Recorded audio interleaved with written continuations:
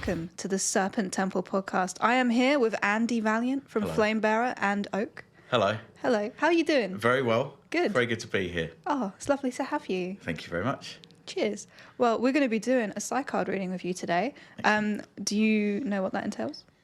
Not really, but some very pretty looking cards. They're gorgeous, aren't they? Yes. I will explain. So basically each card is an archetype, and that is kind of a Jungian archetype. So it's not literal. You're not going to like go to prison or anything like that. If you... Well, well, you might. Exactly. We'll find out. Yeah.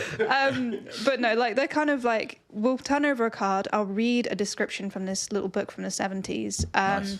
And it is definitely, there are some like outdated descriptions. So don't worry if something says something weird. Yeah. But you just tell me how you feel about it. And that's how we're going to do the interview. Can I say something weird? Yeah, sure. Not now, but I You probably can will say something anything you want. Yeah, okay, Yeah, you fine. can swear, you can come out with Really? like, if you want, fuck I was worried it. that wasn't. Fuck it. I was Yeah. worried that wasn't going to happen. That we can mouth off. But yes. Yeah, we can say anything you like. This is a safe space. Excellent. I'll shuffle the deck for you Thank you. because Because I know you are. You're outing him. yeah. I didn't mean to out you. No, I did it myself. Really. Yeah. It was what wasn't said. Yeah. You know. Well, Poor But- shuffler. Yeah. I'm not a poor shuffler, just No, him. Okay. anti-shuffle. Do you want me to pick one? I will make Here we you go. lay down. What now? Free. Oh, Nice. yeah. Yeah, I'll make you do 3 cards in a row, Like that, and then yeah. we'll work outwards. We'll see And- how long it takes. flip or No, just we'll down. flip them at the Down. end. We'll flip one at a time. Yeah. Nice. Very nicely done. So this is your present. That's going to be your future. Yeah. And that's going to be your past. Okay. Do you want to start with the present? Yes. Oh, friendship. Okay. That's nice. That's nice, isn't it? Yeah. It's a lovely picture as well. Isn't it? Yeah. Yeah, It's they're like, all are they in a tavern? they are in a with tavern. a parrot? There is a parrot. Yeah, there's like rum, brandy. What's that? Hock? Hock. Yes. I thought that was ham. So it would be German wine, isn't Yes, it? Hock. German wine. Well, that Sweet shows wine. how I much like I know. that. It's nice. I like Yeah. it. Yeah. There's one that looks like burger. It's Well. Berg. I guess it's a German tavern. Oh, their legs are crossed over. It's lovely. Okay, so I'll read this. 3 comrades are seen drinking in a tavern with a hint of a 4th about to join them. Wines and spirits and barrels in the background and an exotic bird. The atmosphere is cheerful and the beer is flowing. This card shows that aspect of life that centers around friends, comradeship and sociabilities. It stands for parties and togetherness. Okay. Yeah. It's nice. It's very nice. Yeah. Good start, isn't it? So that's my present. That's your present. That's where I am right now. Right now. So am I joining If you 3 people or someone? It could be your band, it could Yeah. be your social life, Yeah. it could be your I work. have a social life. You don't? I'm in a band. It doesn't happen. That's your social life, Yeah, yeah. exactly. Yeah. Okay. So, okay. Could be us 3. It, honestly, it could be. I'm an exotic bird. Yeah. Yeah.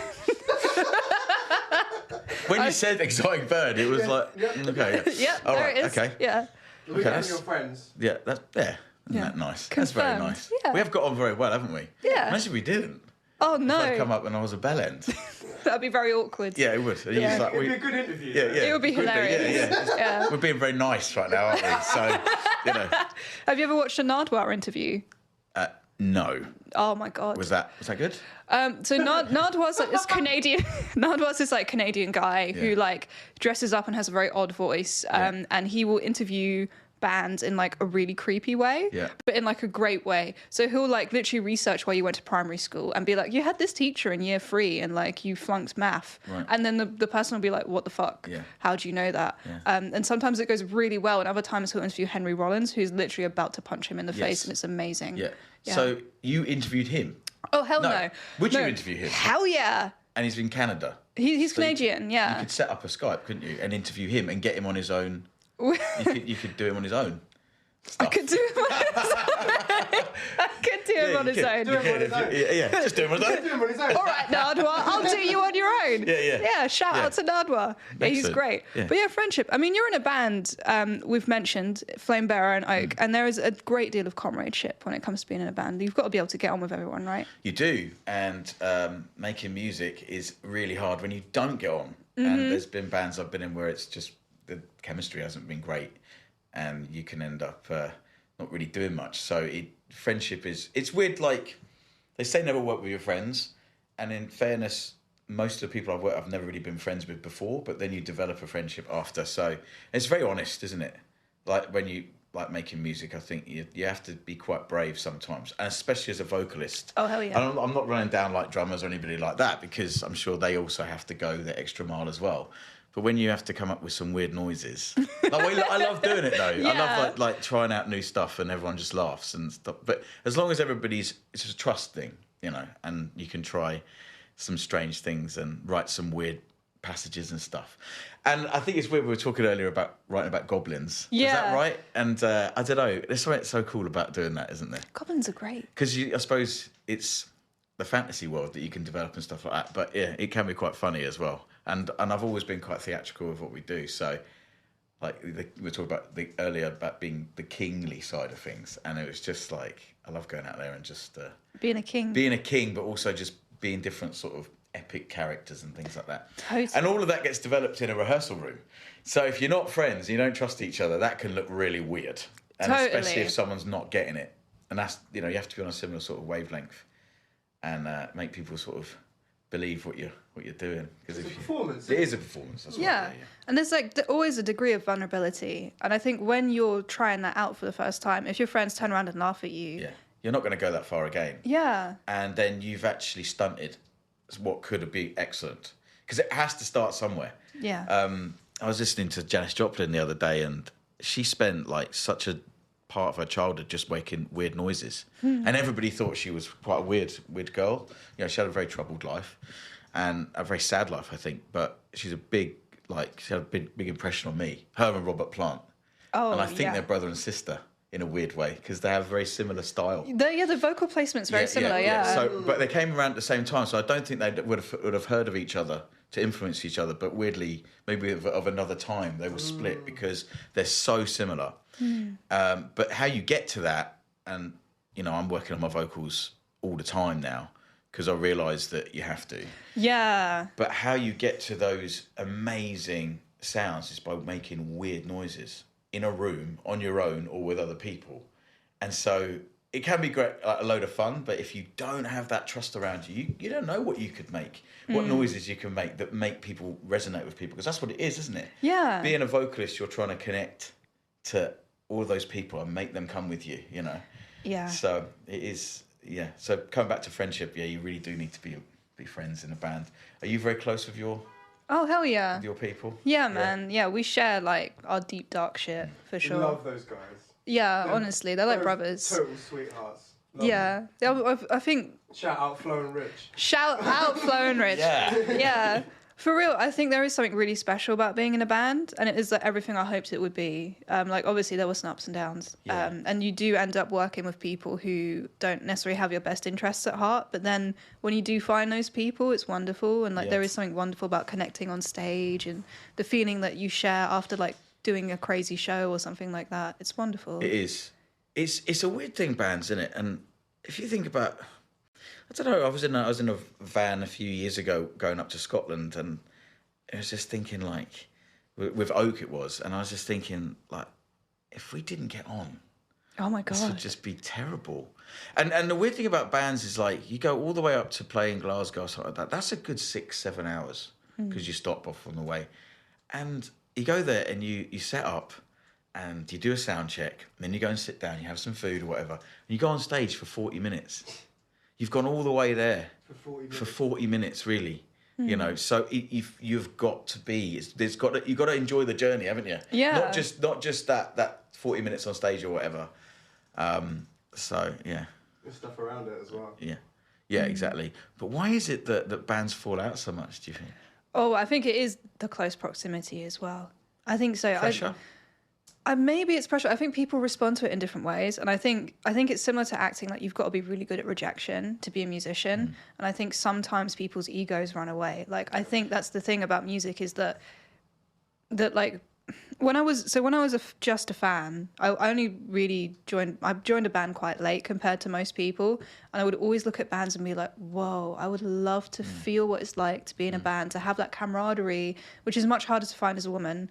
And like, I think there was a lot, I'd see it and I would be like, there was a lot of ego worship. I'd be like, I'd love to know what it's like for everyone to be looking at you on stage, but it's actually kind of horrible at the same time, in a cool, horrible in like a fantastical way, like terrible in a wonderful yet, oh my God, it's sublime in a horrifying looking into the void way, because everyone's looking at you and people respond to that differently. And I think some people respond to it by like really enjoying that, going into the ego and then seeing nothing else. Do you like this one? That's my favourite. Do you know this one? Yeah. And then they're the ones that come to you and go, I really enjoyed that, man. Yeah. Like, it's so weird because you don't realise. You don't realise that everybody concentrates differently. And your show is very intense, but there's a story in your show because it's very theatrical. So people probably are going, I'm going along with this, but I need to know what's going on. Yeah. And I think it's really, really clever how you do that, because people do literally kind of, I was drawn in when I seen you play. It's very much like, because there's a stillness. What's really weird is there's a stillness with you and you're going mental. Yeah, I like that. And that is really, there's something about that, you've got that. And I think it's hard, obviously, with lighting, because you get the lighting that you get, but you guys could play with lighting a lot more. And if you can, I know when you go to a venue, they supply the lighting, but have a look at lighting. That's a really, really good feedback, actually. Thank you. No, I because agree. it could be that there's this crazy lighting going on behind you, and then there's a spotlight with you just there. And that's what I thought. Now, that's the theatrical background for me. Hell, we're doing that. That's going in the notebook. Bands, I always think about choreography. Yeah, because, like music is more than just about playing on stage. It is a performance. Yes. I agree. We're in the theatrical world, aren't we? Yeah.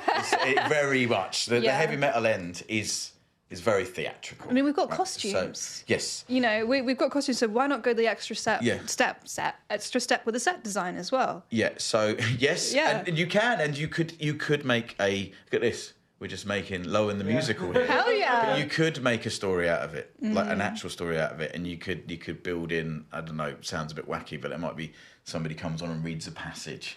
Now the thing is weirdly, a lot of people once again would go, I had a dream like that. Yeah.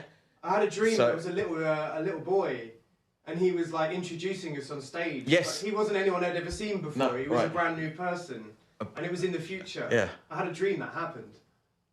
I think you've just found it, haven't you, really? We need to find a small child. It was when we did it. Yes.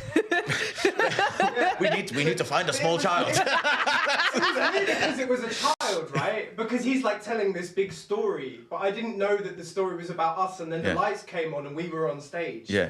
It was amazing. That actually happened, didn't it? No. No, yes, you know what I mean? So you can always go that bit further, but as long as everybody believes it. It's amazing what you can get away with. I shouldn't say this, but I'm going to say this.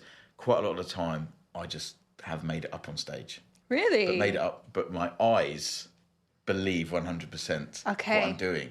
Because people follow, they don't, really weirdly, you can tell a joke with, and not make any sense, but because the punchline has been delivered in a certain way, people laugh. Because you don't really listen to words, you listen to sounds and energies and all the other things it's that come with it. Social. Laughter is often social. It's often a way of people being like, yes, I want to be friends, yes, everything's okay. Yeah. And I think it's the same with delivery and performance, because everyone's there to connect with you. They're already wanting that to happen. So they're going to do as much as they can to meet you where you're at. And I think that's amazing about playing shows. Yeah, it's fantastic, and it's, the energy and things like that. And when I haven't done it very often, but when I've played big shows and there's been 300 people there, it is unbelievable the energy that comes back from a crowd, and you just kind of go like, you don't think about anything else. You're just there in that moment, and I don't know whether you connect to something else. I don't know what it might be, but there's an energy that goes on.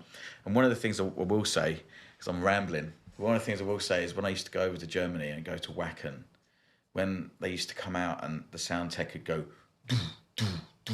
when you and they'd turn it up and you whatever, that excitement, adrenaline, and bit of fear, as well. And that was something I was thinking about the other day. Was like, fear is such a weird thing because it's very powerful emotion. And if you can tap into excitement and fear at the same time, nobody goes anywhere. They literally stand there and get and in some cases, like Wacken just shouted that for 45 minutes. Yeah. But you just stood there and you're just like, I don't know what's going to happen. And I remember seeing Mayhem like at Wacken years ago when That 2011? No, this was a long time ago. This is 2005. Nice. And they chucked all the cows' heads into the crowd, and they blew the cows' heads up on stage, Oh and my then chucked them in God. the crowd, and the crowd were ripping them up and stuff like that. Holy and I was at the shit. back because I didn't want to be down there. Yeah. I was like, I just don't know. I want to get covered in cows' blood. I'm not going to shower for 5 days anyway. So I didn't, and I was at the back, and I was like, before they came out, there was like this noise, this tension. They went on late. Yeah. The Germans would not have liked that at all. But anyway, so they went on late and everyone was booing and shouting when they came on because they were late. They whipped us up into this frenzy when they came on. And I was shitting myself. Wow. But I wasn't going anywhere. Yeah. And they built this thing, this tension. It must have been 34 degrees that day and it felt like ice. Wow. It felt cold because it was mayhem and it was dark. Yeah. And it wasn't a beautiful August day anymore. It was nasty, right? And I don't know, like there's an element to rock and roll that's nasty. Yeah, there and is. It should be nasty, dirty, sexy, euphoric, positive, sometimes negative even, you know. But anyway, I went back there for a second. Yeah, you took us there. Wow. There is the performer in you. Yeah, I think it's very bodily. Yeah. Very bodily. Very bodily. It's something really like Heavy music. fleshy and Organic. yeah, it's kind of gross, but in like a sexy way. If that makes sense. Yes, and I think sexy is the right word for rock and roll. I know it's that sounds a bit maybe cliche, but there's got to be something visceral. Visceral. That's what it's. the Yeah, word. yeah. So there's got to be something that is, I don't know, it just connects to your sex, basically. You know, and that's probably why it's been so successful and recreated itself so many times because it actually connects to something very primal. Yeah. And I love it. Yeah. I love the primal side of it. You know, there's always the writing and the turn up on time, and I love all that bit. But for that performance, like it's got to connect, and you can't fake it. Yeah. You got to connect to it, and it just I don't know pumps through you, and then you start seeing people and they're doing the same thing in the crowd, and you're like, we're like we've gone somewhere. We've gone somewhere for 30 minutes or 45 minutes or whatever you get. You know. Yeah. Do you get nervous before you go on Terrified, stage? absolutely terrified. And people laugh at me and they say like, why are you so nervous? So I was just like, because I don't know what's going to happen. Yeah. I don't know how they're going to react. I don't know what I'm going to do. Like it's so real that it's just like, I don't know. And we were saying before, when I come off stage, I'm so emotionally drained because I go to that place. I become that character for 45 minutes. Or whatever, and it's just like I don't know. I just feel so drained, so emotionally drained. And before I get myself so worked up, fired up for it. I used to play rugby a long time ago when I was young. I used to play for Cambridgeshire, and we used to get so fired up to tears sometimes, like so passionately involved in smashing someone for 80 minutes. I brought that over into the music. Like I need to get to that level of fire, you know. Yeah, and I guess like afterwards, the physical exhaustion, you feel spent. Everything has been tested, and even on stage when I'm shagged, I say to myself, push yourself more. Yeah. Push yourself more for this last song. You know, like they deserve it. They I don't know what that comes in there, but it's just like you got to keep pushing and keep going and try not to blow your voice.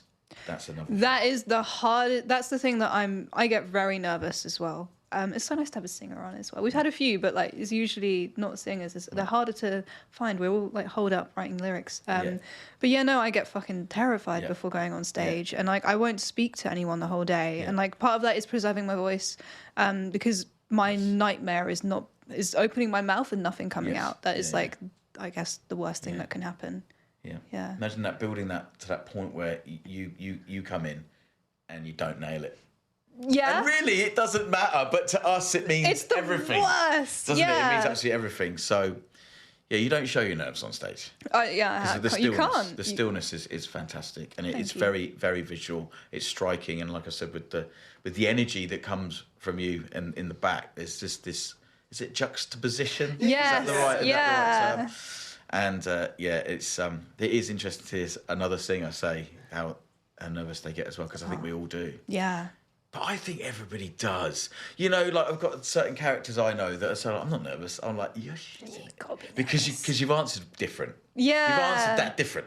So I know that you're shitting it as well. I know you. I don't get nervous. Yeah, you don't get nervous? Do you not get nervous? I don't get nervous. What the fuck? Well, the secret is I go for a shit before we go on Oh, stage. right, yeah. In a bucket? That's in our rider.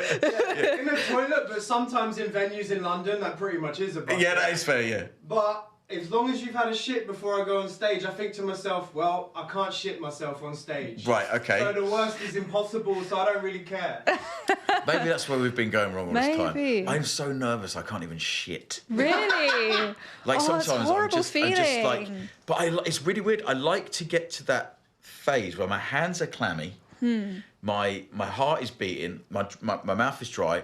I've got no time for anyone. Anyone wants to talk to me, I'm just like, just fuck off. You know, that happens sometimes. Like seriously, sometimes like someone will say like something to me like, you know, do we need to put any more tape on? I was like, I don't fucking know. Like I'm just about to die here. Oh you know, my God, it's that yeah. insane. And the bigger the shows get, if they ever get bigger, but the bigger they get, the more nervous you get, and the more things that could go wrong. But you know what? And then you come off stage, and then people say, "Don't you feel really good?" And then like sometimes I do, but most of the time I'm fucked. Oh, bless you. So I don't know what it is. It's just giving it your all, isn't it? Really. So Yeah, I try and gaslight myself when I'm that nervous. I'll be like, I'll try and turn it into excitement, because it is very similar. They're kind of almost the same thing, but I am fucking shitting myself. yeah, it's incredible, isn't it? Yeah, it is. I kind of enjoy it. Yeah, no, I was literally Yeah. just gonna say that's when you're living. Yeah, That's when you know you're living. Exactly. When you're at that height. exactly. It's Yeah, just, I don't know, and it's really mental. And like when you play somewhere like the Dev, and you've got to be in the crowd before you go on stage because there's nowhere else to go, and people come up to you and go like, "Oh mate, I can't wait to see you up there," whatever. You're just like, just fuck off. yeah, that's much worse than You know. playing a bigger venue in a way, because Yeah. in a bigger venue you can hide, and that kind of adds to the performance. Whereas when you're there in the audience, you've just got to step up and just go for it. That's Yeah, I think it's a great thing as well that Yeah. you know you start at those levels, because that's when you really truly learn totally. like, who you are on stage, your craft, or well, that's the term I suppose, and you learn how to deal with you know issues, problem solving. That's what I used to call it in the acting world, and you have to go through the toilet venues to get there. Yes. You can't just go. I mean, I think there's probably been so many bands that have fallen through because they've been signed too early or something big has happened, Yeah. and they haven't gone and done the pub and club circuit, and all of a sudden they're playing main stage somewhere, and you can tell. Yeah. You can tell because they haven't got. You are supposed to go from playing from 20 people to 60 to 100 to 1,000. You're supposed to go through that. How can you be fast tracked to suddenly deal with, like, when you've gone from 30 people to suddenly deal with the stage manager's saying you can't go on stage yet? And you're like, yeah, but I need to go. No, because the health and safety, there's someone rigging. You're going to not know how to deal with any of that. That happens when you start to play bigger venues. There's all of that stuff happens. And you're still used to, you know, playing, like, bless them, but the Dev, you know, and like, you know, but you have to go through it. You have to learn it. You have to deal with hecklers. You have to learn how to do all of that. And it's one hell of a journey, one hell of a ride. I think that's the beauty of it, the ups and downs. Yeah, our third show was like that. It was too big. We played or maybe it was the second show. I think it was a second. We played the Boston Arms with Lucifer, and it was just too much too soon. It was a really good learning process because we did all of that in like one go. We did all the problem solving in one go, and it was the most people probably even now we've ever played to, potentially. Is that the Boston Music Rooms? Yeah, the actual... below the dome? Below the dome. Yeah, it was that. So it was, I think, 500 people. Yes. Yeah. And like, They've done it up since, though. Have they? Yeah, but I remember that venue because it was a bit of a dive, wasn't it, as well? It was better than... It's big, yes, of course. I mean, it's a bigger venue. And it's a proper circuit venue as well. We had changing rooms, yeah. The Dev is wonderful. We're playing it soon. Yeah. We had like our own changing room with like our name on it, and we were like, this is really weird. But This is my life forever now. No, definitely wasn't.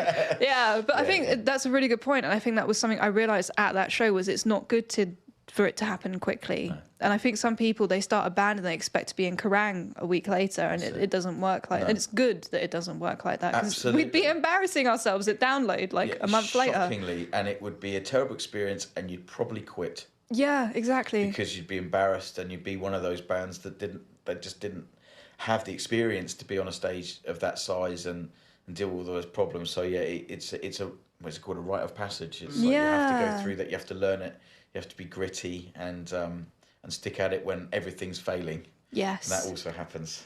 Yes. Doesn't it? At some stage. There are times where the guitar doesn't make the sound it needs to make, or you don't make the sound you're supposed to make. Yes, that's right. Or like, once again, someone's got to change their guitar strings. Or how do you do that? How do you cover that? Well, you cover that by being on stage with each other so many times that you know that that's going on. You cover it.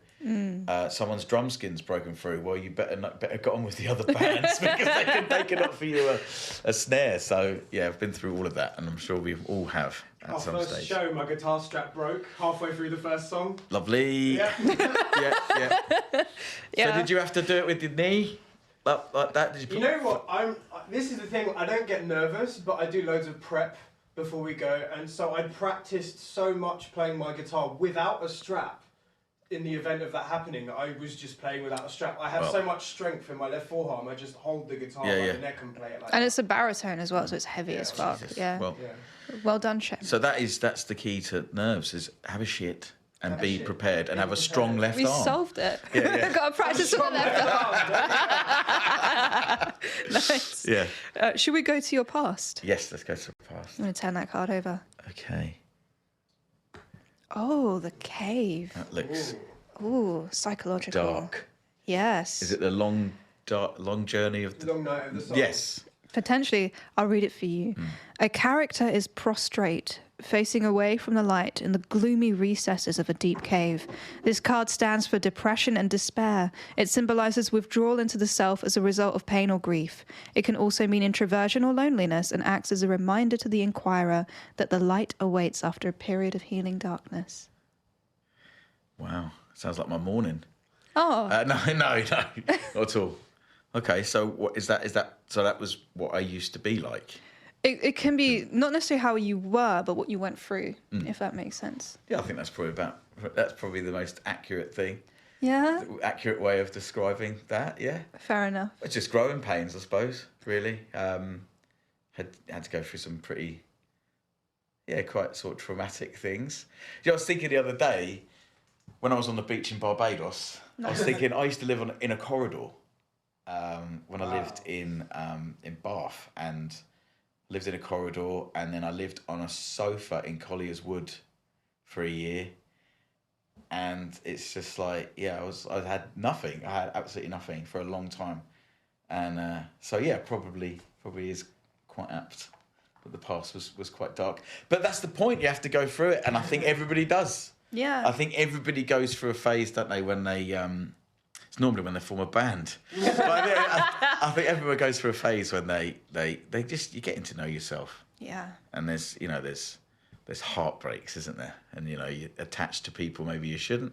Things like that happen, and you give your soul to someone, and then it all kind of falls through sometimes, and then you write some songs about it, and then I was in London for 10 years. I don't live in London anymore, but I was in London for 10 years, and the first 5 years I lived in Bath as well, and Bristol.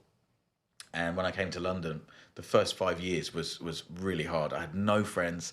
I didn't know anything about the Black Heart. I didn't even discover the Black Heart until about like the 5th year of being in London. I didn't know about it. It's weird. I wonder when it actually opened, because I think it was another pub before. Greenacre. Is it Greenacre Avenue? Something like that. I don't know. But and I discovered that because a friend of mine who had also now just suddenly moved to London, who I formed a band with called Ollie Isaac, who is the bassist in Old Horntooth. Oh, is that the right way of saying it? Yes. We were in a band called Ascian years ago. And that is weird because I've just remembered something. So we used to play with a band called Hagstone. Ah, yeah. I saw you play the Halloween. You were dressed as a lion, right? No, that wasn't me, but I was there. I don't know who was dressed as a lion. There was a guy dressed as a lion, but you should have been you. That should have been me. Yeah. You look good as a lion. I would have done it well. Yeah. No, but because we used to play with Hagstone, and it was in a band called Cyan, and we went up and we recorded at a place called Hellfire Studios in Birmingham. Well, in a village outside of Birmingham, with a really great guy called Ajit Hellfire. That's obviously, but he was so cool, and we recorded this album, but it didn't really go anywhere. But yeah, so then during that time, that's when I discovered the Black Heart, and we played there once with the Cyan, with Scott Masson, who's now Scott Black of Greenlung. Oh. So he played bass in a Cyan for a mini tour we did with Ireland. Oh, he's the guitarist of Greenland? And he's the guitarist of Greenlung. No. But he then, at the same time as I was in a Cyan, we formed Oak, and he was the bassist in Oak. Oh, he was in Oak? For the first two albums, EPs. No way. But he played bass, and Wild. to be fair, if he sees this, he wasn't happy playing bass. Aww. And I think everyone's quite glad that he went on to pick up the guitar again, because he used to pick up the guitar in rehearsal, and it was like Van Halen. And it was like, why are you playing bass? You know, so yeah, and he just but so that is quite interesting that the cave. That is interesting. The man cave. The man cave. Man cave. Also, like, you know, what's your lyrical process like? Do you find it easy to write lyrics? No. Okay. Thank God. No, and I find it easier to come up with melodies. Yeah. I've got a lot of things going on in my head, so I can probably find a theme. Mm-hmm. So I'd probably go theme. Yeah, so I start melody, with the theme. Then theme. Yeah. But theme can also come from just the guitar tone Yeah. that day. Yeah. I don't know what it is, or maybe the drum pattern makes me think of something. So I was thinking about some lyrics the other day, and I was reading about this stuff called forced march, which was cocaine that they used to give the soldiers in the trenches. Bolivian marching powder. There you go. That's what they call it. Yeah. So forced march, and I was like, Thiago was coming up with a drum beat, and I was going, "That's forced march." No. So that's a. Now I'm going to research. You know, those poor guys in the trenches and what they had. They were given this stuff to perk them up, which was basically cocaine. Yeah. They didn't want to call it cocaine because that would be illegal, so they called it forced march.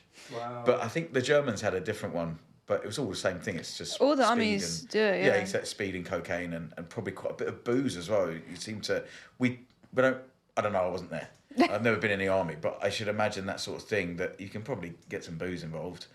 You know, Dutch courage or whatever you want to call it. So that's how I go about sort of lyrics. They just come to me. Cocaine. Well, yeah. Cocaine booze. Never have I done that. Same. So. No, but also things like that. Maybe there's like a title somewhere, like that term, forced march. Then that's how I said, I might see something else, like some like two words might sound really good together. Yeah. So you just go, oh yeah, and then that gives you the theme for everything else. And when I was in a Cyan, it was all about Harold Hardrada. Oh, no and we way. did the album called Hardrada. That's so cool. And the album cover is the painting. Oh, the Bayeux Tapestry. No, it's not that one. It's the one where Harold has got an arrow. You've probably seen it. Yeah, it's blue yeah. painting. I think it was painted in the 1600s by an Italian artist, but it was all about that. So Nice. I actually had this lyrical content. That's cool. Some of it was shocking, but some of it was good. Yeah. And it was. I don't know. You could probably find that on. There's a couple of songs still online from that stuff. But so we were going to do what we were going to coin Valiant Doom. Oh. Or historical doom. And every album was going to be, and I wrote 3 albums about Alexander the Great. That's epic. Right, yeah, That's awesome. and all Yeah. these stories and stuff. It just never came to fruition. But the thing is, it's like Proto-Sabaton. yeah, that's what, yeah. So conceptual albums we were going to do, but Yeah. I've moved away from that now, and now they're standalone stories, just songs about whatever comes to me at that time. So Fascinating. Okay, that's the cave. That was part. I could have gone much darker. I'll tell you that. We could have gone really dark there. Oh, you're welcome to. No. We'll leave it. It's in the future, yeah? Yeah, right. Oh, yes, that's a good point. Oh, shit. Oh shit. Money. That's nice. Well, of course. Yeah. That's good. All right, let me read it for you. It's pretty self-explanatory. A ploughman guides a horse-drawn plough, cutting furrows in the field on a winter's day. In the foreground lie precious silver coins waiting to be discovered. This card stands for the need for money. It also gives the possibility that we may achieve material wealth, whether it is by our own labours, by good luck, investment, or by inheritance. Okay. Well, it's quite self-explanatory, really, isn't it? Yeah. Do you know, weirdly, I don't ever really think about money. I have it. I can travel. I can go to work. I can earn money. All those kind of things. But I don't ever really think about it. It's kind of weird. Like if I don't know. You know, when you visualize your future, I do it almost every day. Like meditation, whatever you want to call it. I literally lay there, and I imagine my future. I never imagine money. I never imagine a big house. I imagine experiences. What do you imagine then? Like what experiences? It's always band. Oh. It's always big stages. It's always. I'm like that. Yeah, that's all I think about. Really, honestly, it really is. So sometimes maybe I think about walking on a beach or something like that. But most of the time, it is literally get myself really wound up. You know, thinking about going on stage, and that's all. That's my visualization stuff. That's all I do is just think about biggest stages possible, thousands of people, recording, touring. Buses, all those kind of things. That's all I visualize, and I never think about money. You know, some people do. You know, some people they visualize money coming to them. It's like people that win the lottery. Some people said they've won it because they imagine themselves with that ticket, and they imagine it so much. This is crazy that they almost transcend that it comes to them. So it is. They call it, what is it? The Manifestation. Law of manifestation, law of assumption. Yeah. There's loads of them. Frequency, changing frequency. So the world is all frequencies and energy, right? And it's like, if you want, say like you want to play at the Black Heart and you want that promoter to contact you, you need to be on the same frequency as them for them to think about you. Okay, yeah. Right? It's true. Now, I don't know, but I tell you what, in probably the last year, a lot of things I've imagined have started to come true. Oh. And I don't know what that is. I don't know why that is. They would say there's no such thing as a coincidence. Mm-hmm. You imagine a red car and you see a red car. Someone would say that's a coincidence. Well, if you go along, is it Neville Goddard? Have you heard of Neville Goddard? He was a doctor, I think, in the 50s that was all talked about law of assumption and law of attraction. And he said, you saw that red car because that came to you. And so think about a ladder. You will see a ladder later that week. So think about what you want to achieve in the next couple of days. Think about it. Imagine it being there. And, you tell me whether that comes to... I'm imagining it. Yeah. Imagine it. Imagine it and just think, feel it. And this is crazy. It's almost like everything you think happens because everything is energy. So you can't destroy energy. So even your imagination actually has happened. You know when you're walking somewhere and you got to there and you didn't even know you got there because you went somewhere else? That's the other reality you've just gone into. Now this is wacky. I don't know much about it. String theory. String theory. String theory. That's right, string theory. And you can't say that there's not something in that because they spend millions a year in America trying to understand quantum physics. Yeah. That we're all one organism. We're just split into, 7 billion people? Quantum theory of consciousness. Yes, those kind of things. Yeah. This table is energy, all those kind of things. And the double slit test.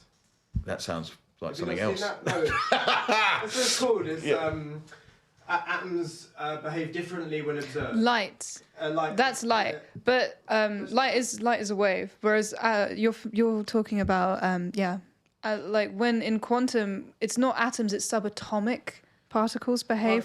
Particles, yes. But not atoms. That's what is contained within and around. I don't know the difference between an atom and a particle. What is the difference? So an atom is a kind of particle. An atom is the smallest. Say you have the periodic table. Yeah. So all those elements are individual atoms. And then if you have a molecule, that's lots of different kinds of elementary atoms put together. So your teeth are made of calcium carbonate, which is a molecule. but then calcium is an element, and if you put that in its constituent part, it's an atom. And then within the atom, around it, you have electrons, which are contained in rings and circles, which are shaped in different ways depending on the manner in which those atoms are interacting with other things. So if you heat something up, it moves more quickly, so they bump into each other, and then other stuff happens like water boiling. So stuff like that. But yeah, and then you have like even smaller particles that are subatomic. So you have quarks, up quarks, down quarks, gluons, muons. They call it the particle. Did you know about this? No. Look at this. Mate, We've you're opened so up. smart. Why are you doing this? That's exactly what I was going to say. We have just opened up a whole can of whoop-ass Sorry. here, and we didn't even know about it. What the fuck's an up quark? So What's they up quark? that's what he's in Star Trek. Anyway, that's what they call it, the subatomic zoo, because basically Zoots. That's my new jam. Have you had any subatomic zoots today? The subatomic zoo. My God. no, it's a zoo because there's so many of these varieties subatomic. of Yeah, things. exactly. Okay, right. And those are the ones that behave differently when observed. Right. Okay. It's those, not atoms necessarily. It's subatomic and like Sorry. So, no. That's just really interesting. Yeah. So here's a question: do you believe that if you imagine something, it is going to come true? I think, okay, so I don't necessarily not believe it, but I do think that you're more likely to notice that it comes true. And I think that like the mind is extremely powerful, and that it's like the affirmations you were talking about earlier. I think if you can change the manner in which you perceive the universe and the framework with which you navigate it. So I think that if you believe that, you are going to feel that much more powerfully, and you're gonna experience that as your reality. And I think that's totally valid. Yes. So So is that to do with your subconscious mind, subconscious programming? I think the way you think affects your subconscious, and I think that is ironically. I think humans are much more subconscious than conscious. So I think we don't realize how much impacts the way we feel and think. And I think a lot of sort of what we consider mysticism is knocking down those barriers between the subconscious and the conscious, which is why oftentimes when people do lots of meditation and things like that, they believe they have extra sensory, like you feel stuff that's beyond the normal sense. So you feel extremely impacted by light or color or visual. So you often do feel high if you do stuff like that, or you have sensations that you're not necessarily receiving from your immediate environs, and like that feels beyond what is your perception, so to speak. Yeah. Well, it's very interesting, all of that stuff. And I do believe that, I don't know, there's ways of looking at it, but I think there's stuff out there. Certain things that because we're all energy. Yeah. I think if your subconscious mind, like, I don't know, like you go into a room, people feel you. Yeah. And that you've said nothing. And you've said everything. Yeah, people are so responsive to that energy. And that's why I think, we are so much more than clothes and, I'm going to get really deep now, but I don't care. We're so much more than clothes and politics and advertising and corporation. Like, capitalism. There's nothing there. That's all just there, right? And I just think that we could go so much further. And I think we will. And I think that there is probably more of a spiritual element that is following what's gone on in the last few years. I think we're going to enter another spiritual age. Nice. Because I think a lot more people are starting to pick up on the quantum side of things and the energy. And they are literally spending maybe even billions in America right now trying to understand quantum theory, and so if they don't believe it, they wouldn't be spending that much money if they didn't understand what is. There's something they're trying evidence. to get something. They're trying to figure out, and they'll prove it one day, I think. There you go. I've been listening to like every single episode of a science podcast. I know loads about quantum theory right now. But the thing with recently, they made a really big breakthrough in America actually with quantum computing, because the thing that quantum computing allows is extreme speed, like way more. Like, you know how like in the 80s you had the big telephone? that's what it's going to be like for computers. Like right now, we're on the big telephones and the suitcases. Like if and when quantum computing goes through, it will have massive implications. Like computers will be able to do calculations that would have taken them 40 years previously. And like the way to achieve this is basically you create a frictionless environment for the energy to go through a circuit to do the computer shit. And they did that without having to do it at absolute zero, which is like where everything just time stops because it's so fucking cold. So if they can actually, it will take probably about 20 years, but in 20 years time there's going to be fucking crazy technology out there.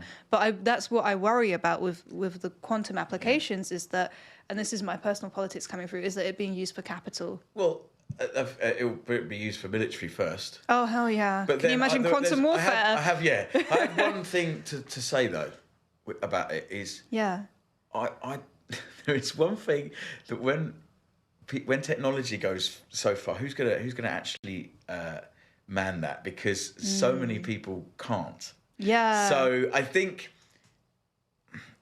I sometimes think what happens is we've gone a little bit too far for us at the minute. I still think we're developing ourselves, and I just think that technology at the minute is probably a little bit too smart for us generally. Because across the board, like where I work, something breaks, no one knows what to do. And we have to get someone to come in, slows everything down. Yeah. Then they don't know what to do. So then they have to get a company from Italy, say, because that's where we deal with. Then that's all done through the phone. And then there's a bit of a language barrier and there's a cultural barrier. Like sometimes we have to do something and it can take absolutely ages to do something. And in the end, they get rid of the machine. And they buy something else. No way. And that happens a lot in manufacturing. That's what I work in. Oh, no way. Because it's actually cheaper to just go. And that's why I think technology might have reached where we are now. Yeah. With there. Because we're still at a bit of a clunky phase. That's fascinating. Lots of people don't know how to. Lots of people don't know how to deal with it on the ground. Yeah, because it's the brain is too far. The actual brain of the systems, the computers that we have, is way too advanced for someone of me to just be able to go into it because there's a barrier because there's passwords and because that's their sections at headquarters. Anyway, back to this. Yeah, money. When I visualise, I don't ever think about money because I think about what we've just been talking about. I think about. Think about things coming to me. Money's a byproduct. Yeah. Of something like that. You need money to get those things in the first place. It's a tool in which to achieve what you want. Yeah. Which is good because you're not getting bogged down in the middle bit. I don't ever think about it. It's really bizarre. And, I've never really had much money, but I'd say I have a rich life. Like, one of the things that I do a lot of cooking, and I do a lot of cooking in the garden. Oh, that's so nice. And I use like Dutch ovens and things like that. I absolutely love it. What do you make? Wait, a Dutch oven is a real thing? It's not just... yeah. Oh, bless your soul. It's not just a fart. No, okay, let's because I don't want to say it anymore because I think... I'm going to say camping oven. Oh. And it's a cast iron pot. Oh, yes. And basically I just cook a lot of... I cook a lot of chilies. We've got Dutch oven, babe. I know. Yeah. I cook a lot of chilies and stews and things like that in the garden, and I just feel that I've got a lovely dog and a lovely partner, kind? So I'm rich. Yeah, I'm rich in that sense, and it's really weird when somebody talks like that. It sounds a bit naff in a way, but it's not. It's like 100%. I live out in the country, and I've got like a fire pit, and I go out there all year round, not just in the summer. That's so nice. I sit by the fire and make food, and sometimes just even like cook steak straight on the coals and then dust them off and things like that because you get a nice charred taste to it. And I sit there and I think to myself, I'm the luckiest guy in the world. And that's why I don't think about money. Now, interestingly, we've had that. I wasn't there in the past. So whatever happened in the last few years, I obviously transcended. Maybe it was a thought process. Yeah. Maybe I saw the dark in everything, and now it's kind of like I don't know. It's a lot. I love the winter. I love the summer. It's all important. It's all relevant. Yeah. This time of year, we've got loads of birds like coming into the garden now, and the robins are out. Yeah, we have loads of blue tits and yes, and we've got like a bird box that I got from a garden centre. rock and roll. Mate, And, I love bird watching. anyway. I'm not gonna lie, I love birds. Nature is metal as fuck. Yeah, and anyway, and like you see them all like getting ready to give birth, and we did it last year. We watched this blue tit family, and the male blue tit was trying to find a home, and we had a bird box, but the hole was too small. Kind. Oh yeah. So he was literally carving down with his beak, and she kept coming around to check it. Yeah. Checked and then couldn't get in, and then she'd go away, so he'd probably tell him to fuck off. Aww. So then he'd go back. How similar is that? But anyway, he'd go back and he'd try and get it done, and then she finally came in, and then we had fledglings, and one of them didn't. Well, one of them we thought we didn't make it, and so it fell onto the floor.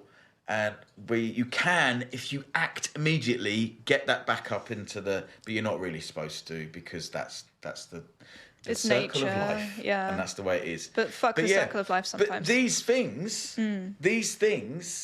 like they're all happening right now. There's no money there; it's there. So for me, I don't ever think about it. It's nice to have it. It's nice to go and have a beer.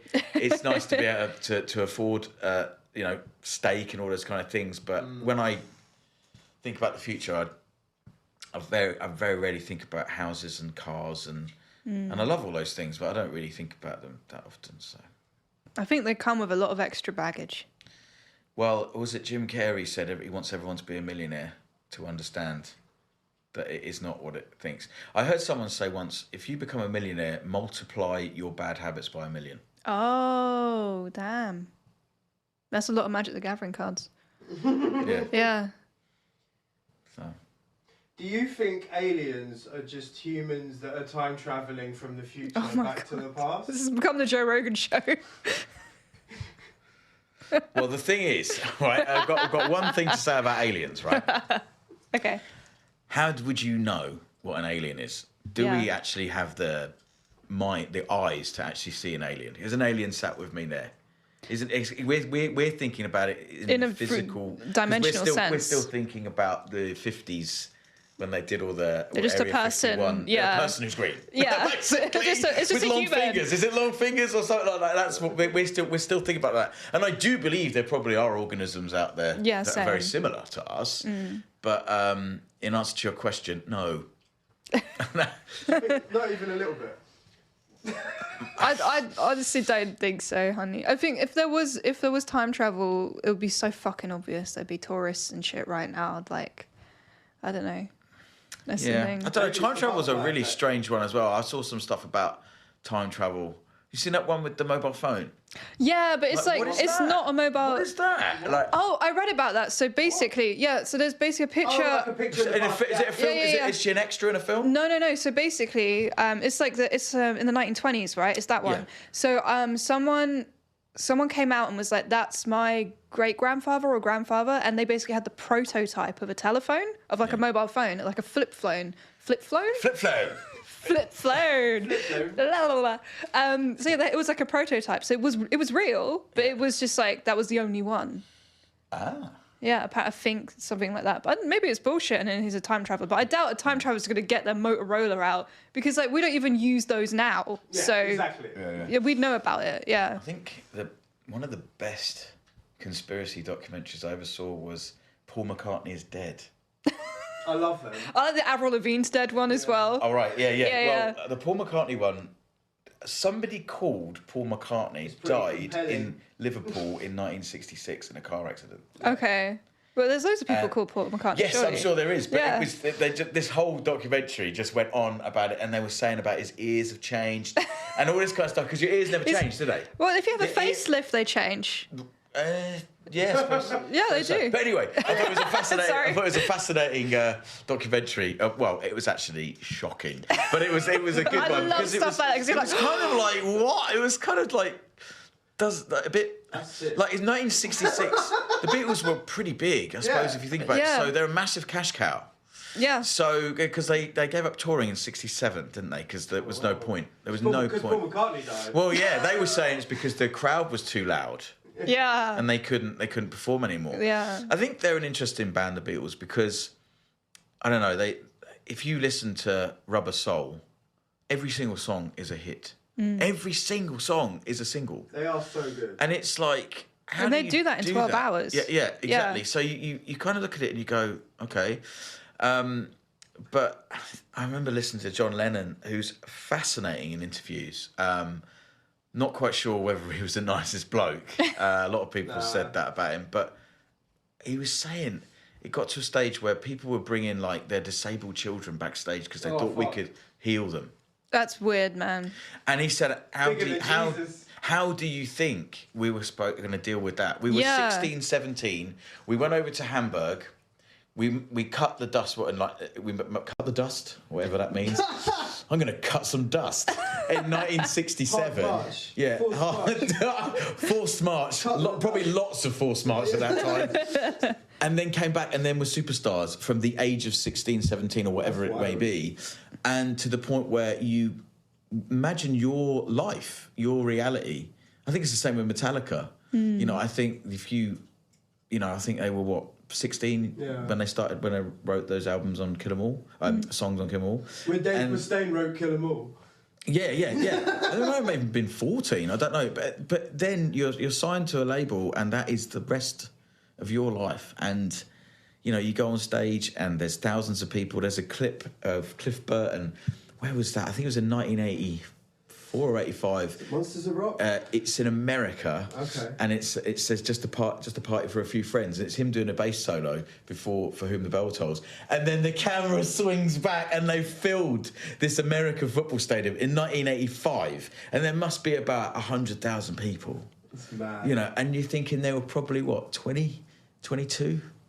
You know, I mean, I'm 21, so and I can't handle it. So yeah, it's I don't know. That's a bit mental. That'll do things to your psyche for sure. It will, and I'm not quite sure whether it's all been very positive. You know, so money in itself maybe isn't the greatest thing. Get a Dutch oven and go and cook some beef in the garden and see what that does for you. Yeah. What kind of dog do you have? I have a Shih Tzu. Oh. We have a Shih Tzu, little Dennis. Dennis. Yeah. That's amazing. Do you want to do 2 bonus cards? Yes, please. I've All quite right. enjoyed this. Oh, I'm glad. This is good. I know I would. I was a little bit nervous about it. I have had my cards read before, like years ago. Really? Was that just traditional it was in tarot? Covent Garden. Oh, was it in that the shop? Yeah. And the lady that did it, she said to me, because I did an acting degree, but it took me 4 years because I'm so stupid. No. And she said, like, you've done an acting degree, but it took you 4 years. I was like, sorry, it was palm. She did my palm. No. I have had my cards done. She did my palm. What's the acting line on your palm? No idea. Was that the 4-degree acting? Yeah, and I looked at it and I walked away from there, and I was like, how did you know that? I said, how did you know that? She just went, I just know. And I was like, well, what else do you know? Did you just walk in and get it done, or do you have to book? I paid £10. It was just like, Wow. yeah, just went in, just did it. That's So it was mad. years ago. That was when I first moved here. That was probably 2012, maybe even earlier than that. So yeah, bonus card. One here. Parallel. Yeah, why not? It doesn't really. Oh, you flipped it already. Oh. Don't worry about it. It's okay. It's good. Just keep the next It's good. one covered up. Keep the next one covered up. We'll do this as the first one. So next one gets covered up. Yeah, I did lay them down. Anyway, so It's okay. It's fine. So this is your motivating force. This is what drives you, and this is what you're driving towards. This is your goal. Beast. the beast. Ooh. The beast. This is interesting. I'm curious to see where this goes. Metal. It's pretty fucking metal. The picture is. I isn't it? love the picture. Yeah. All right, number 33, the number of the beast. A dragon bars the path, fearful and malevolent. The characteristics of the dragon represent the challenge of facing up to evil. It stands for confrontation with the powerful dark forces of our unconscious mind, also for the bad temper and spiteful side of our natures, or that of others. No. It sounds like, to me, it's not necessarily about the beast itself, it's about facing the beast. It's about overcoming like the forces of evil, as it says in this, which sounds like it's something you've done and are doing. Definitely doing, because I think you carry on your whole life to do it. You can't stop. So there's So it would say. Did it say about temper? Yeah, the bad temper and spiteful side of our natures or that of others. Yeah. So basically, what I am trying to do is channel the anger that is in me. We all have it, but I'm trying to channel it for something positive. Yeah. Because there's a lot of anger in there, but I think that's probably to do with an energy that needs to get. That's why I sing. That's why I go on and do the performance is so full on, because it's just that energy is just there. So that potentially what it is, and it's probably inadequacy as well. It's probably like in certain aspects not feeling whole sometimes, and wanting to sort of like, we all have this things that we know that we don't do well, and wanting to get better at those things. Yeah. So it could be that, and I'm very aware of it every single day. So singing lessons or gym is 100% all the time, wanting to be the best. But then there's also lots of like some journaling that goes on and saying how I didn't deal well with certain things and how I could have done that a bit better, And you should do that your whole life, because you'll get it wrong your whole life. But it is about the journey, as we said. So I think that's what that's about. That's interesting. So I guess it's more about overcoming what's on your path than that being you in itself. And like, as we were saying, the music is very like visceral, earthly, beastly in a way. But it's awesome. It's really nice to talk to someone who is like going to music lessons, because I do the same thing. I think it's really important to like always be working on your instrument, because like with vocals, the moment you stop, it starts reversing. Yeah. It stops going time traveling, but backwards. I learned some serious lessons in the last few months about hydration.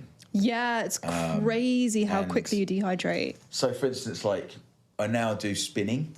Spinning. Oh, classes? the cycling. Yeah. And you sweat. It's disgraceful in there. It's shocking. Don't go to a music lesson after that. Yeah. So, and you have to take on so much water, and I didn't take on enough water, and then I didn't take my water with me to the singing lesson. Oh no! And I got sent away.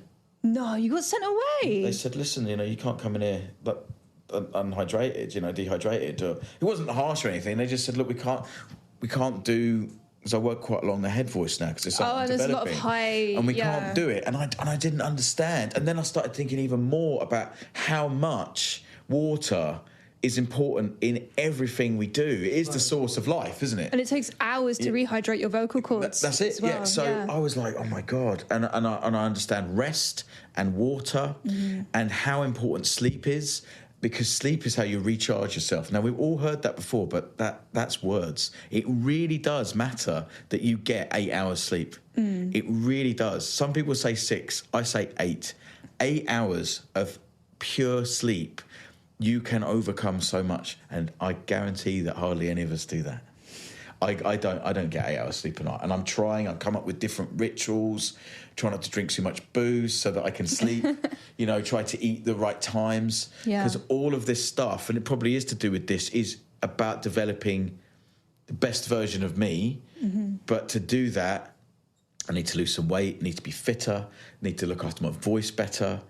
And then there's other things like, being more assertive in certain situations, and, communicating better sometimes, all of those things. And yeah, it's fantastic. You get one shot at this version of you, and you might as well go all out. Yeah, just go crazy. But don't be a beast. You've got to set the boundaries with the beast, I guess. Yes, that's another thing, is how, if you do become what you want to be, what are you then? Yeah. And how do you treat the people around? Have you still got time for your family? Exactly. Have you still got time for your mum? Have you still got time for just someone in the street? Because I think that's another thing. I think the time, we spoke before this about how time becomes more precious as you get older, because you have more in your life. But cut your day up. Do you have time, to spend with Dennis, the dog, or, with your partner, or, it's all about organisation. It's all about preparation as well. I have this crazy, diet now. Well, it's not crazy. It's the way it should be. It's like very rarely eat rubbish now. And it's like I'll have a breast of chicken, broccoli, carrots every single day. And then I'll come home and then there's more vegetables and fruit and whatever. Amazing. And my partner's great. We do it together. But it's like, it literally, you cannot maybe 16-hour days I do, because I do the work and then the training and the singing, and I walk a lot as well. So I walk 45 minutes to work and then come back, walk 45 minutes over the fields, which is lovely. So you get to see nice things like that, especially this time of year as spring starts to come in. But if you get all that right, you need to have those good calories in your diet. Otherwise, you won't do it, because you'll start. And sometimes I still crash with it because I'm still a little bit portly. But sometimes, like, I'll still go, I want a burger, and I go and have it, or I'll have a chocolate bar. But now I'm not having it because I desire it. I'm having it because I need the sugar. But you've got to have the right sugars. Yeah. And singing, all of that is connected to your vocals. And, you know, Show Me a Singer isn't fit. Yeah. They are all seriously fit. You have to have a good core. Yeah. And they're not drinking after shows because that dehydrates you. They're not eating crisps and pastries because that dries your throat out. I don't have any dairy on the day of a show either. There you go. In fact, I've moved away from it totally, because dairy, weirdly enough, gives me heartburn. Oh. And what's really bizarre is a lot of these things that I used to have a lot of have started to give me ailments like heartburn and maybe like skin problems. Yeah. And it's almost like somebody is guiding me, going, "You're going to have some of that. We're going to make you uncomfortable." So it's moved me away from it. I very rarely have bread now. Oh. And I can't have white bread. White bread gives is me evil. Heartburn. Yeah. But it's now moving to brown bread. No. So I think because they split the protein so many times on it's bread. It's processed, basically. Yeah. You just can't have... And I used to love bread. I love bread. I can't really have it as much anymore. I still do, and I still get caught out, and that's fine. So on the Sunday, we'll cook 5 chicken breasts. We'll cook all the broccoli, all the carrots, and the potatoes. Potatoes. I want to do this, man. I've been saying to myself... Try it, because it's changed my life. Potatoes... They are the source of energy, because Nature's bread. I don't have bread, so I need carbs. Now you can get carbs from broccoli and as well, but beans as well. We do beans as well, and so punnets, all in the fridge. It's so annoying sometimes trying to get the punnets out and all this rubbish, because it's just like, God, like, why is this? But I'm telling you now, if you eat clean for a month, you'll see some differences. I literally started doing that because I fell off the wagon in December, like, very badly.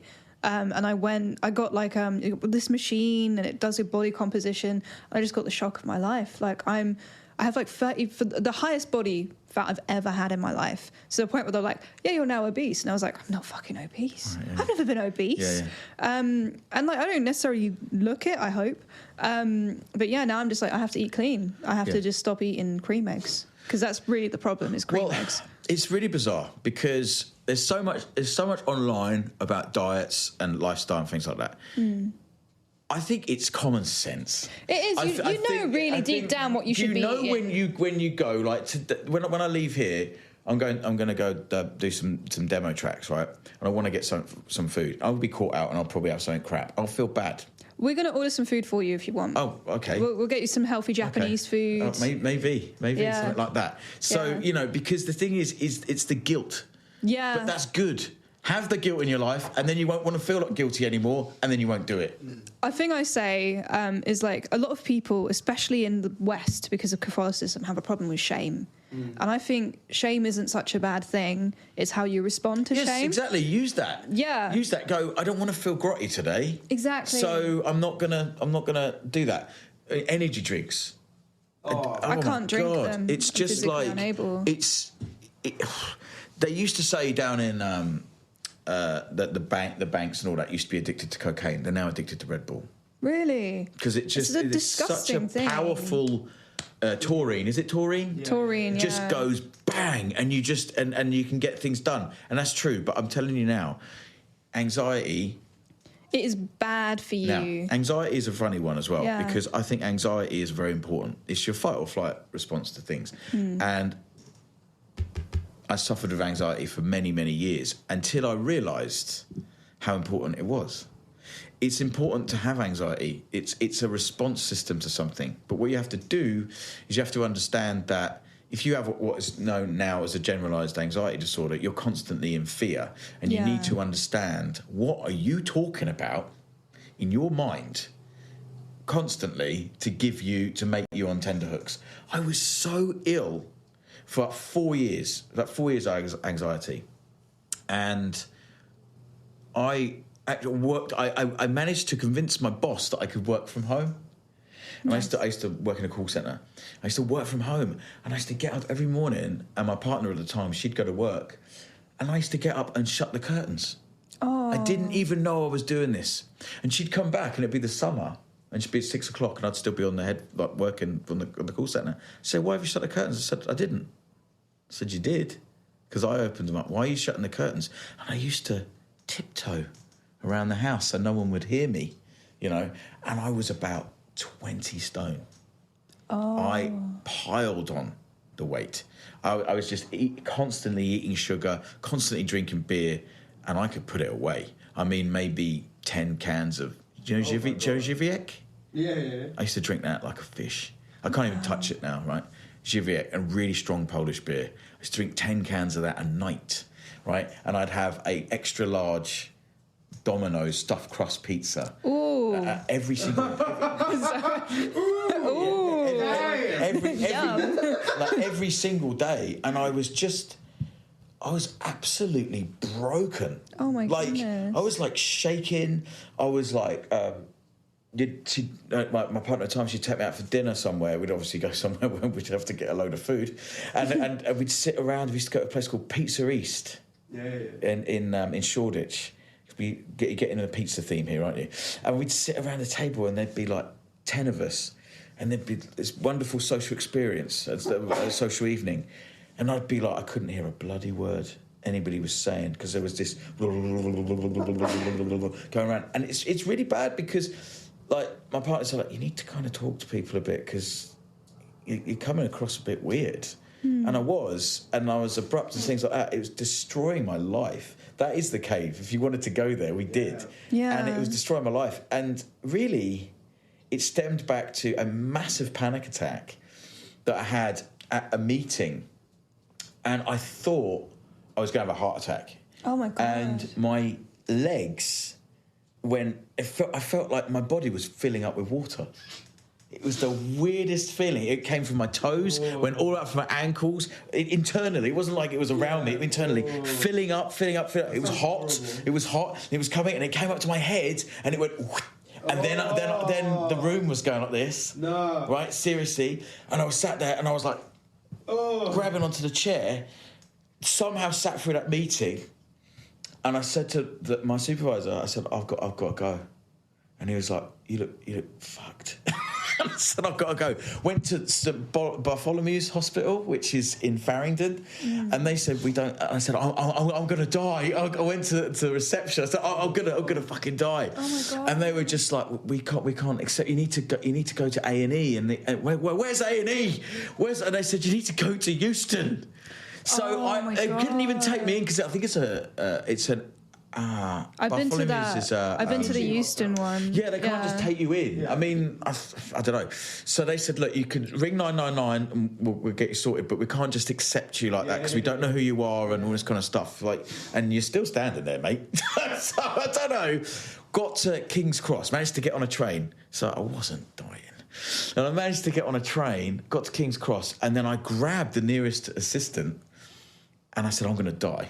And he said, come with me, got me in a wheelchair, wheeled me through King's Cross Station, and I sat in the back in King's Cross Station in like a room where you don't realise, but they have all these like back rooms in King's Cross where things like this happen. They get taken ill, they take you behind, you know.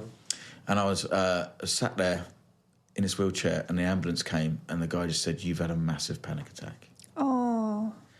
And then I saw the world differently for 4 years. And I went, have you ever heard of depersonalisation? Yeah. I had depersonalisation. You disassociate? Yes, I was disassociated. Yeah. I think it's called disassociation in the UK, but I think it's called depersonalisation in America.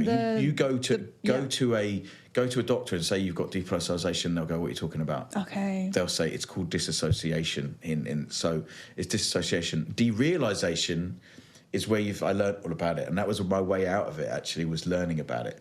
Is where you don't feel that your hand it's real is there. Yeah. You don't feel you're there. So I tripped into, you know, when you're coming out of being stoned. I was like I saw the world like everything was like a film. So there was no clarity. Like, and I was there for 4 years. I was just stuck in this tunnel. And I used to tell people about it, and I went and saw this lovely lady called Lisa. She was a nurse in Hackney, and we used to talk about it. And I went there for a series of like 10 weeks, and she actually said, "I've got to phase you out. There's not really anything wrong with you." But she said that we did all this CBT. Cognitive behavioural therapy. Yeah. We did all of that, and really, like, I think the major problem is when I put my mind at something, I work at it, and I worked at that for like a good year. But a lot of people, they go through the CBT, and then when they're finished, they go, stop. "I've finished." No, it's your whole life. You need to understand that this is how powerful the mind is.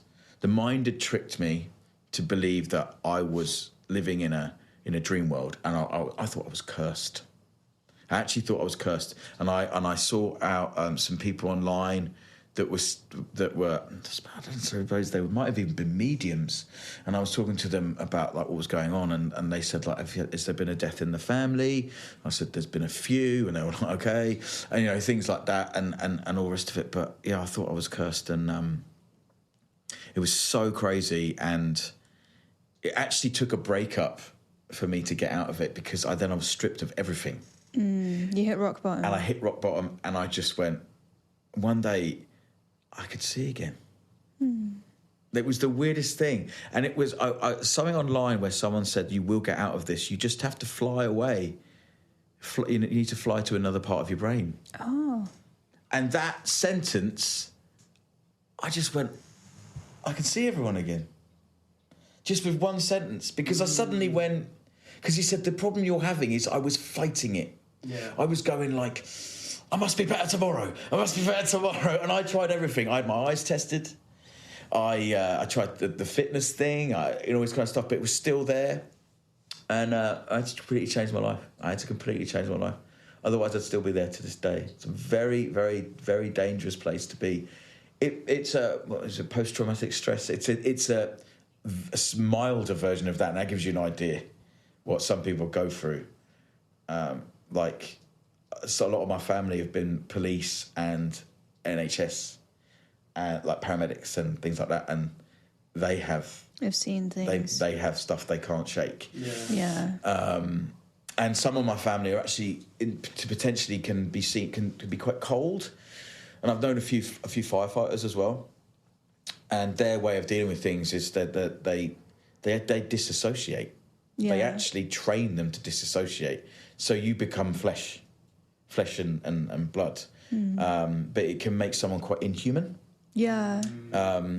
So shout out to those people that do those jobs, because they give their mental health over. They give it over to save us, But anyway, so yeah, I went through that for, and this is certainly not a victim thing. I don't want anyone to sort of think that I'm trying to say this to sort of feel for me, because I'm not.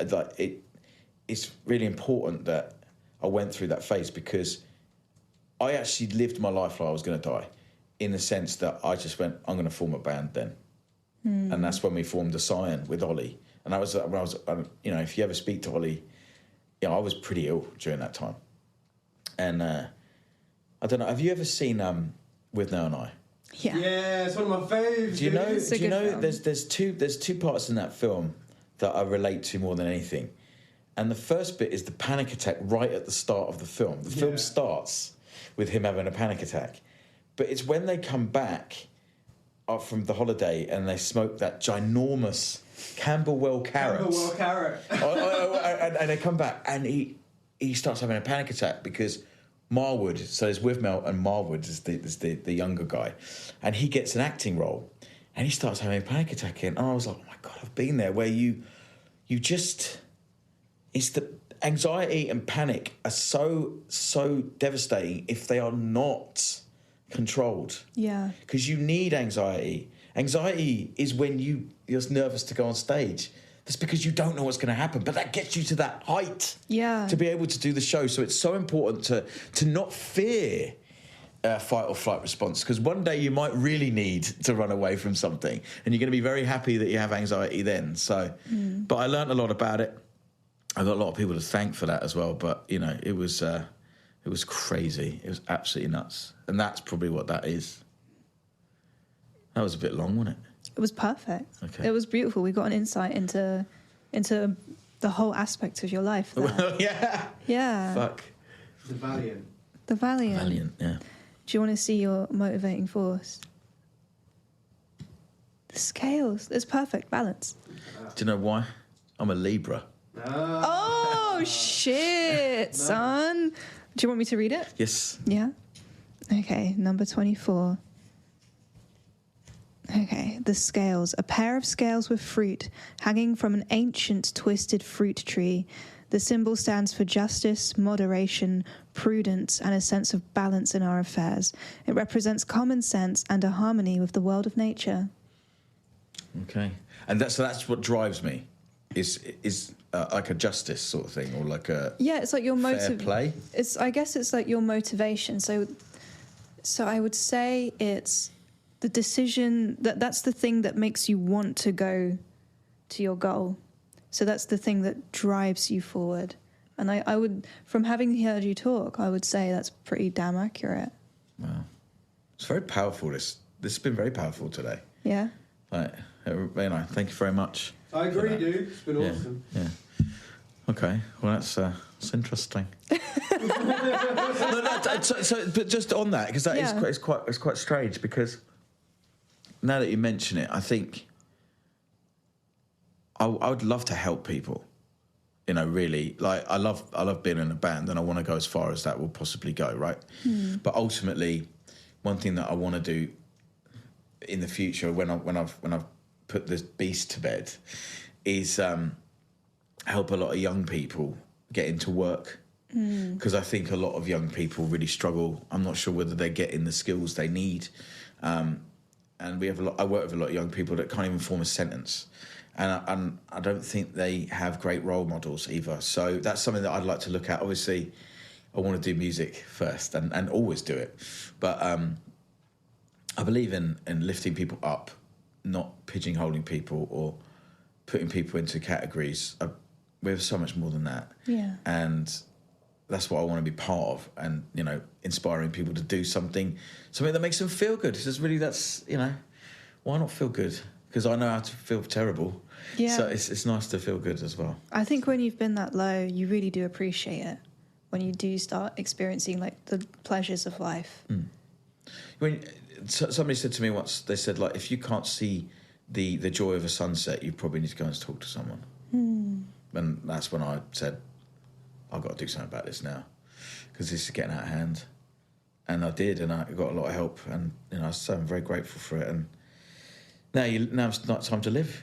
Yeah. Live properly. You've got your friendships. You've got your camaraderie. Yeah. Yeah, it's helping you achieve that sense of balance. Yeah. Yeah. Beautiful. Beautiful. There you go. Oh, thank you so much for coming on. Thank you. I've had such a good time. I know I would as well. I was very excited when you asked me to come on here. So we're excited to have you. Okay. We like the moment. I can't remember when it was. I think we were watching you play. We've mentioned you having you on quite a few times over the past few years now. But yeah, when we saw you play with Flamebearer, we were like, well, why haven't we just done it? We need to have you on, and now you're here. Yeah. Okay. It's wonderful. We manifested you. Yeah. Yes. Well, you know, maybe. Yeah. Well, for everyone watching and listening, thank you so much for sharing this experience with us. Feel free to throw us a like and a subscribe. And thank you, Andy. Andy. Thank you, Nina and Shem. Thank you. Thanks for coming on. Cheers. Nice.